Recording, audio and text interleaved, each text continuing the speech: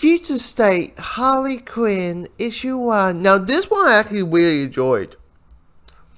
I really enjoyed this one. And it's probably with the banter that Harley is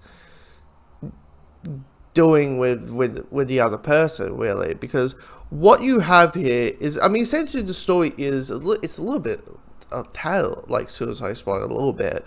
But the story is that Harley has been captured by the law enforcement of Gotham, and they brought a psychiatrist, and the psychiatrist is Jonathan Crane, aka the Scarecrow, or at this point was the Scarecrow. And he's like, okay, Harley, you want out? Help us, and we'll help you. Help us to catch a couple of villains, a couple of bad guys, a couple of criminals, and we'll let you out. And that's what Harley does. She does the whole, okay, Craney, I'll help you. And was like, what the fuck is going on here? You're doing the voice. Stop doing the voice. Anyway. And it's that lovely banter, because it could be also the sense that Harley knows who he is, and know, the encounters that they had when, Jonathan was Scarecrow. So it's that little thing of that toyment that it's like, I know you when you were all fiery and all that, and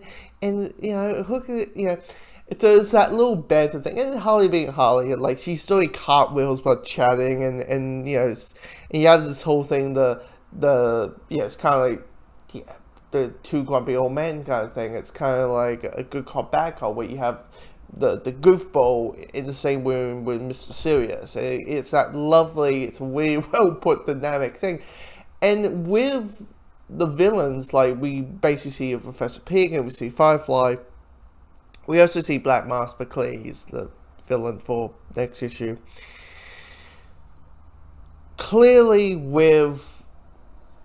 and these plans actually kind of work. Like, if you really think about it, you're like, okay, Professor Pig, he's, the surgeon who's creating people over his own image and what he thinks he's God, blah, blah, blah. Yeah, that kind of makes sense. Firefly, that's with fire. Yeah, actually, yeah.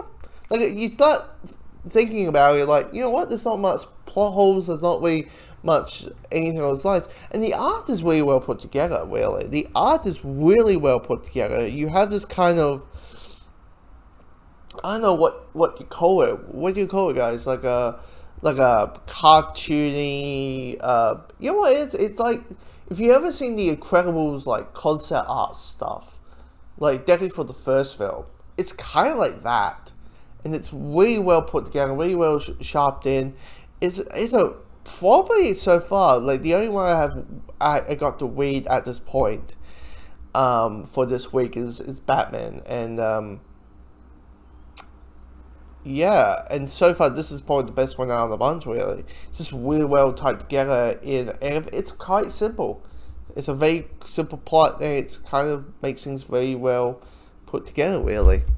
Even though the cliffhanger did once again go, same with Swamp Thing, I was like, really? That's okay, that's your cliffhanger, okay.